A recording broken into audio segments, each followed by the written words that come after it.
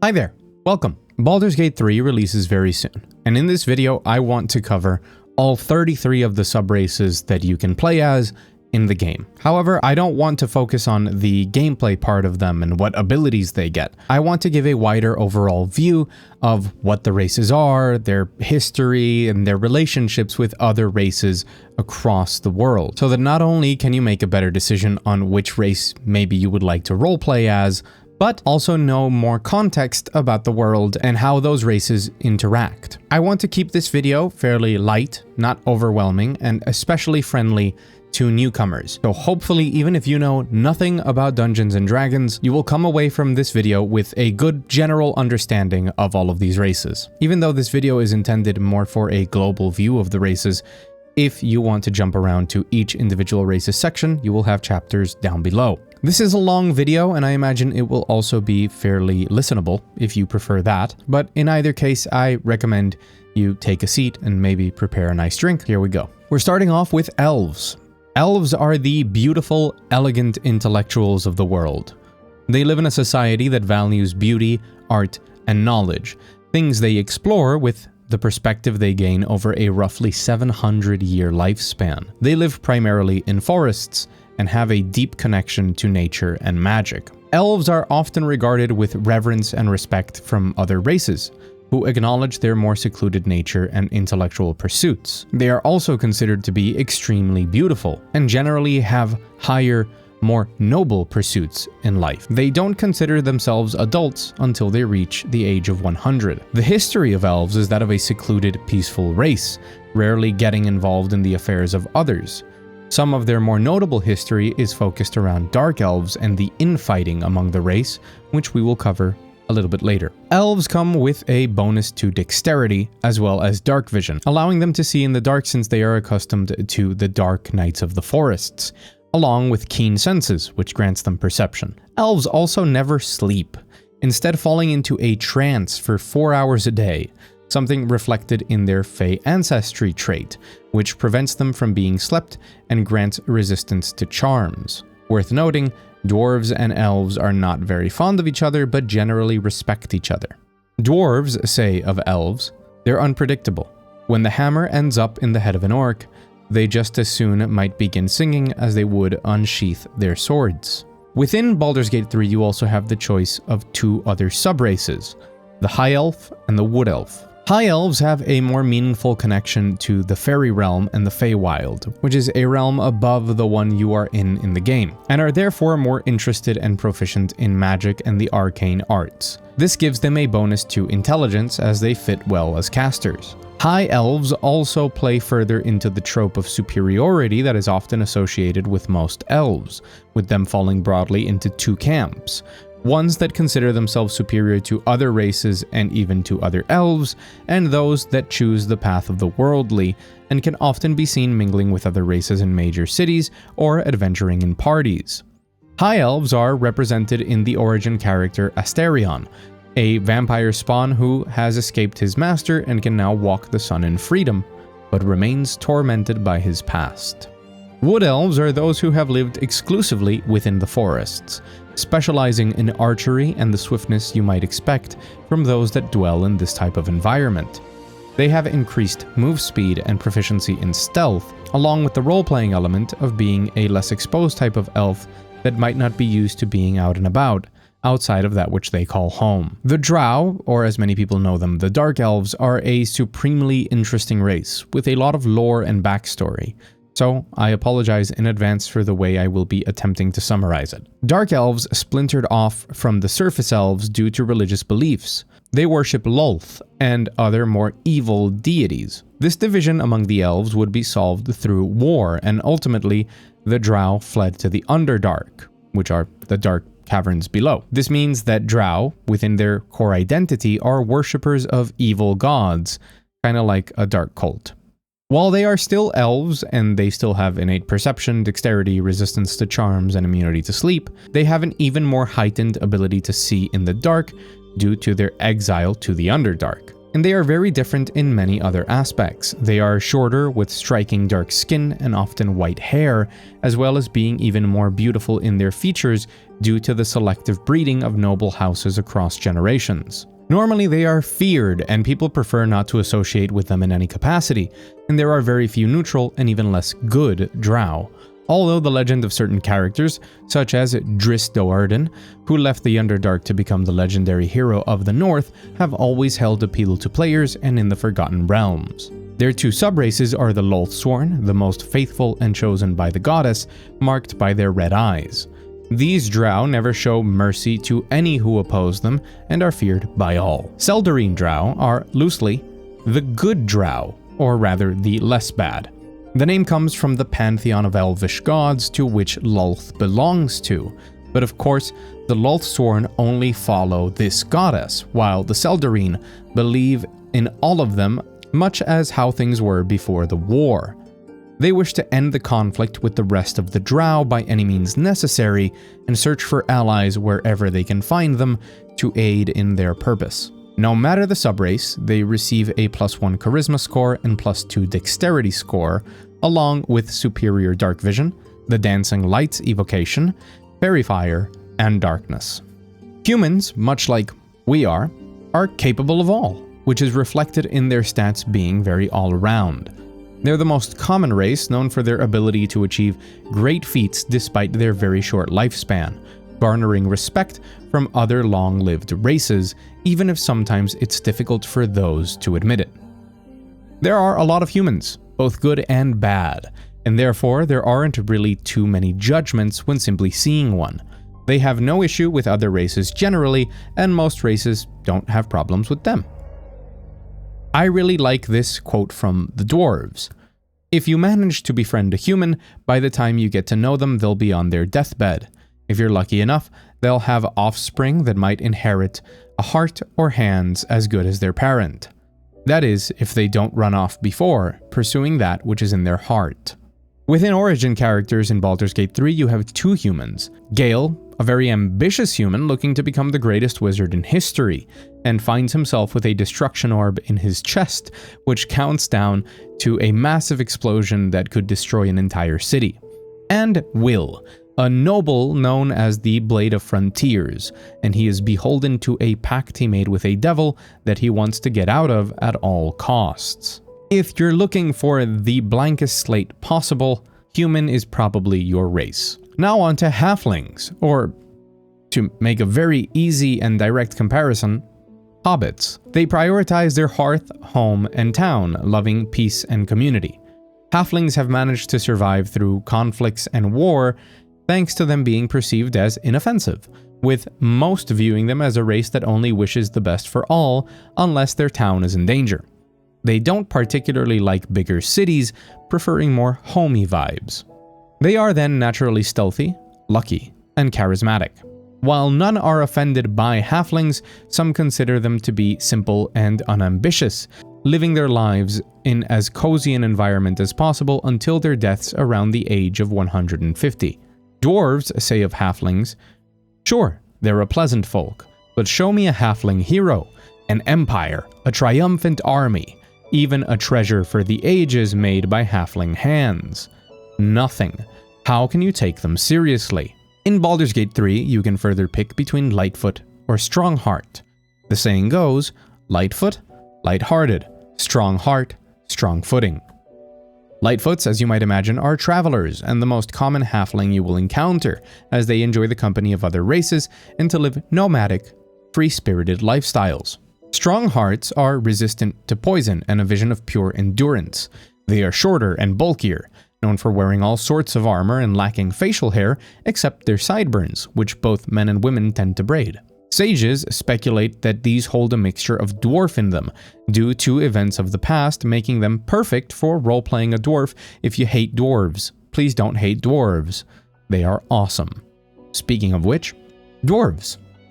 They have a difficulty trusting others, and they have a saying, "The difference between an acquaintance and a friend are 100 years. They're a proud working race that place special importance on their clan, lineage, and ancestry. They're a people of the forge, proud of their smithing. Because of this, they rarely leave their holds, but when they do, it is for the greed of an item they value, or even better, could smith. Other times it is to restore their honor, either from those who have wronged them or their clan, or for themselves having been the ones that failed their own. The other main reason they might leave is to bring glory to a dwarven god, hearing the call of adventure in the name of their deities. Dwarves reach a maturity similar to humans, but are considered young until 50, given their lifespan normally reaches around 350, with many going beyond 400. Their pride is as notable as their memory, as they are capable of remembering exact days and dates from even centuries ago, especially if there were events that hurt their pride. In BG3, you have 3 different subraces. There's a lot of cool story that makes them very different amongst themselves, so this section will be a little bit longer, but bear with me. Gold Dwarves, also known as Hill Dwarves, are an especially confident and proud subrace known for their great warriors. Their lore is particularly awesome. Many millennia ago, dwarves were all a single nation, established in the largely unclaimed Underdark below the Dark Elves. However, once the War of the Elves broke out, giving birth to the Drow, these quickly pointed their rage at the dwarves, taking over their territory.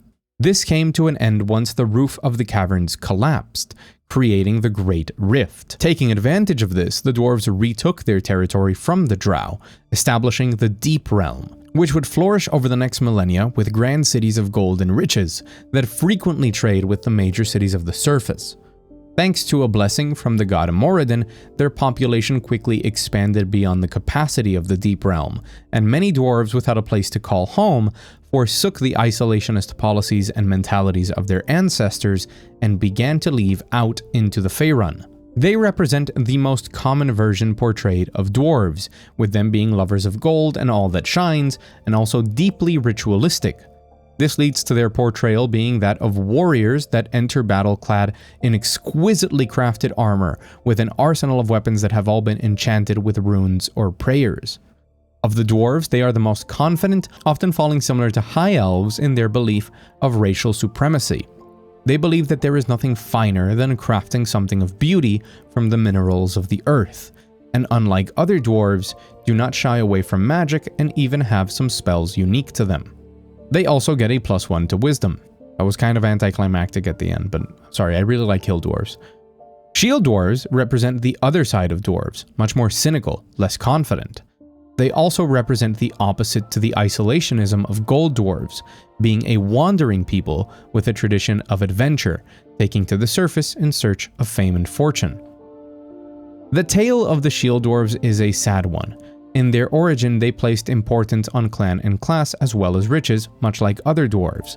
But their story would not be one of occupation and then retaking their land, like that of the gold dwarves, but one of slow and continuous loss. Over millennia, they lost their home to a series of wars, until finally being forced out of their home and moving to the surface.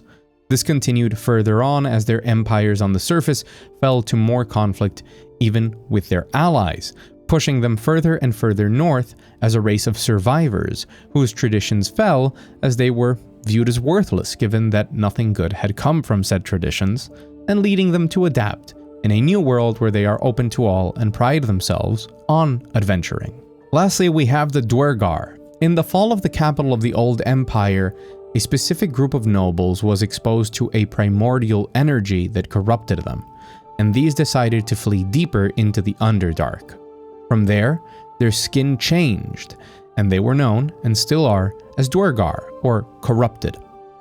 They consider other dwarves inferior, since while the others see them as corrupted, their exposure to the depths of the Underdark led them to absorb magical energy, which over generations also combined with the encounters they had with mind flayers and other aberrations of the deep Underdark to give them innate magic and psionic powers, including the ability to become giant.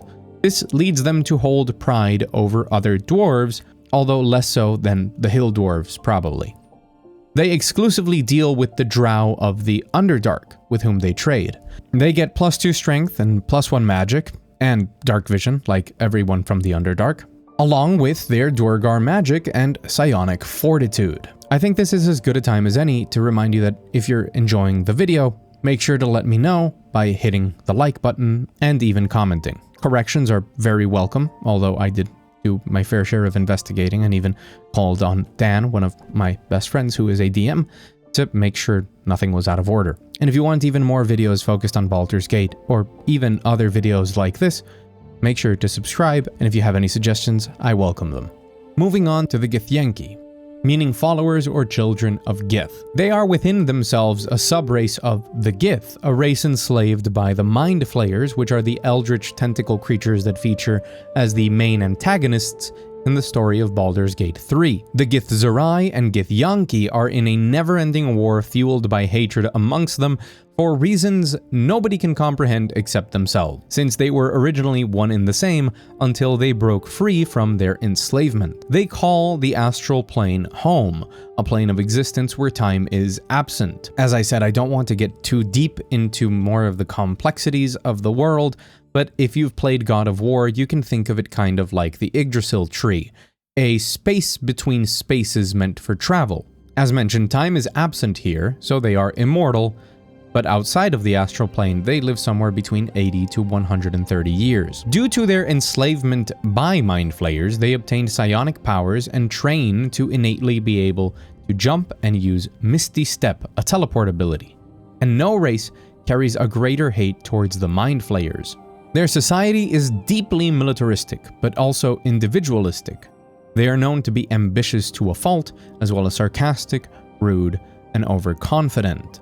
All of this is logical given their situation of permanent enslavement and then freedom, as well as having very, very good memories, which is a common trait among races that have suffered a lot. They also carry a reputation of not being very loyal in parties and losing interest in things and people, much like they lose interest in the myriad of activities of art and culture that they engage in within the astral plane, where, of course, the lack of time eventually leads to a lack of passion and meaning. They are unique in their fame of martial combat that combines with their innate magic, making them fearsome warriors, well-suited to engaging in both the highest tier of physical combat, as well as proficient in their use of spells, shown by their +1 intelligence and +2 strength. The Githyanki race is represented by Lae'zel in the origin characters, a ferocious warrior that sticks close to the stereotypes of the race and who is looking to prove herself to her people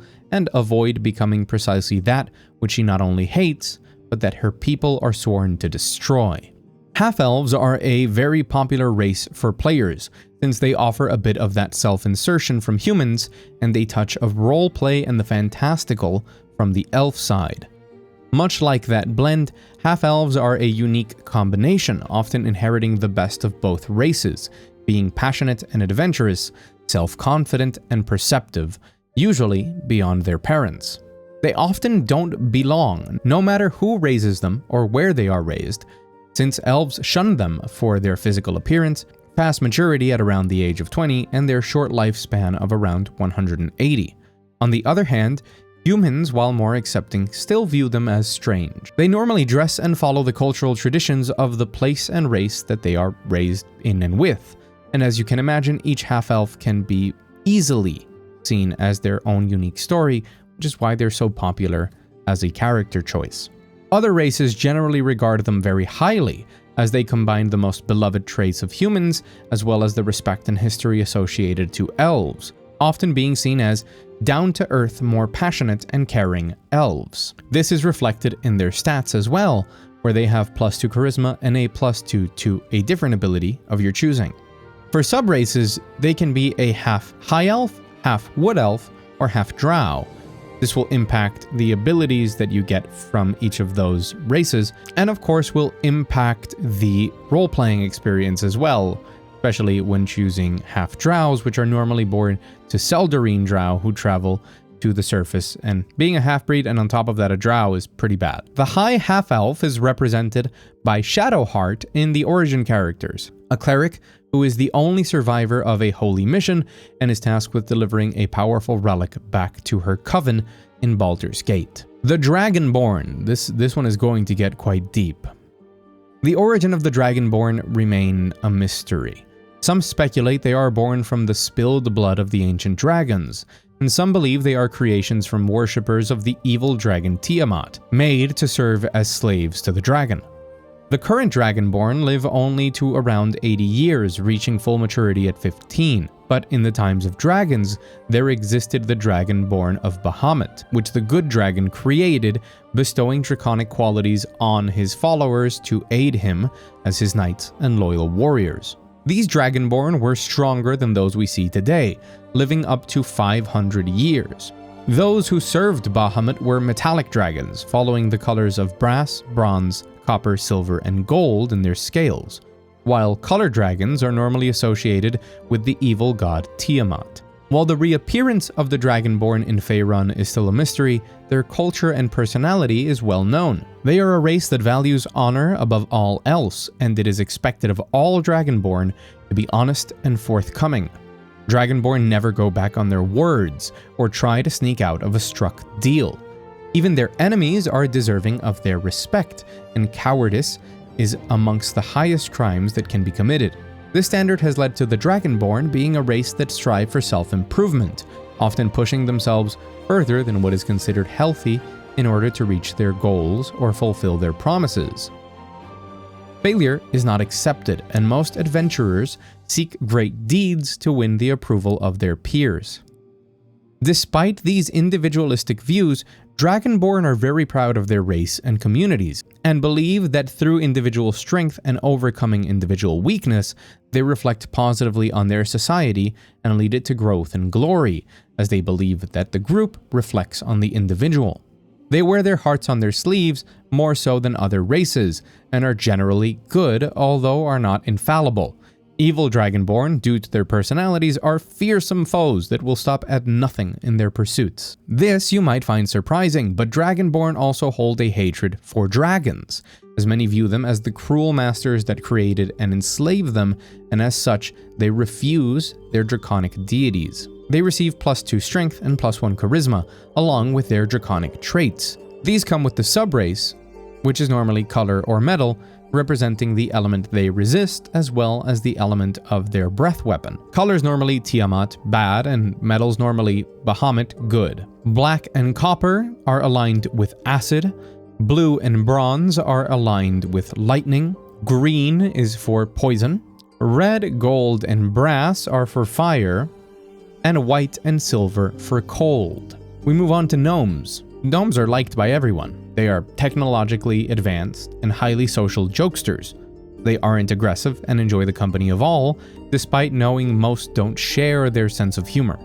They fall into an archetype similar to that presented in the Warcraft universe, being the masters of gears and forging whimsical mechanisms from bits and bobs. The tireless inventors.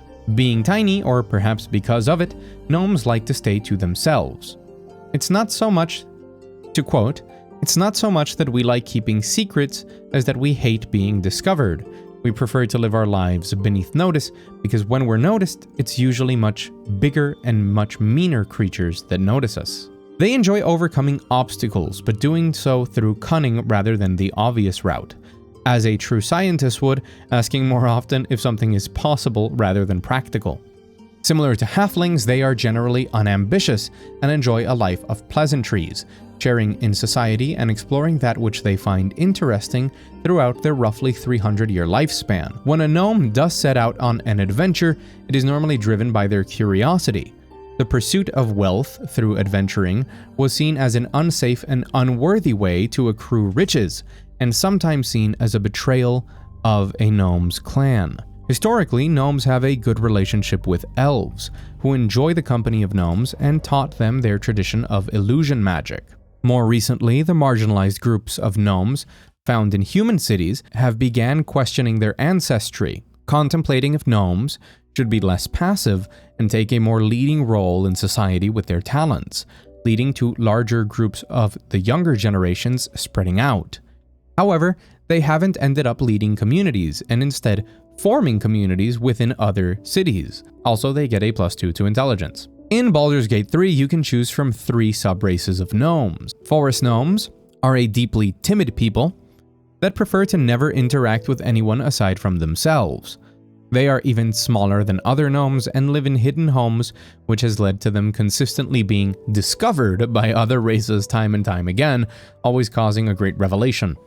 They receive a +1 to dexterity and can speak with animals. Rock gnomes. This is what most people envision as a gnome, with attributes generally associated to human children. They are joyful, playful, and endlessly curious, attempting to live their lives to the fullest. They are very easygoing and enjoy the company of dwarves and halflings, especially those who enjoy a good joke or prank. Although they could take longer, up to an entire day more, to form friendships with other bigger folk such as humans or elves. They have a +1 to constitution and double the proficiency bonus when attempting history checks. Deep gnomes, known as Virfneblin in their own language, I'm never saying that again, are the gnomes of the Underdark. Contrasting with the jovial bounciness of their surface-dwelling cousins, deep gnomes are serious and cautious. They prefer to keep their communities secret and focus on their mining efforts. They have +1 dexterity, superior dark vision, and stealth. Tieflings. Tieflings are humans with a bloodline that mixed with the fiendish planes, just to say demons, devils, or evil deities. Evil devil seduces somebody, or worse things, you know how this goes. They are, however, not half fiends, and simply humans with mixed bloodlines. This leads to their striking appearance, with their skin tones and horns that can be of many shapes and lengths. Most people, even those unaware of the bloodline, are careful around tieflings, and they suffer quite extreme prejudice from others, who see them as evil or simply not quite right. This prejudice is ill-founded, as tieflings hold the same complete free will as a human, and are not predisposed to evil unlike half-fiends. Aside from the horns, they frequently have solid eyes, with no pupils, simply orbs of black, red, white, silver, or gold. As for the rest, their height and build is that of humans, but with a lifespan that can stretch to around 170 years. The reputation of tieflings as deceitful and duplicitous is not unfounded, but simply misattributed. Their evil deeds and untrustworthy nature is born from their constant rejection from a young age, and not from their bloodlines in themselves. As such, this is a self-fulfilling prophecy, as those characteristics that are expected of them from the moment they are born. On the opposite side, many tieflings wish to do the best for the world around them and rid themselves of this perception, often being the most heroic of a party.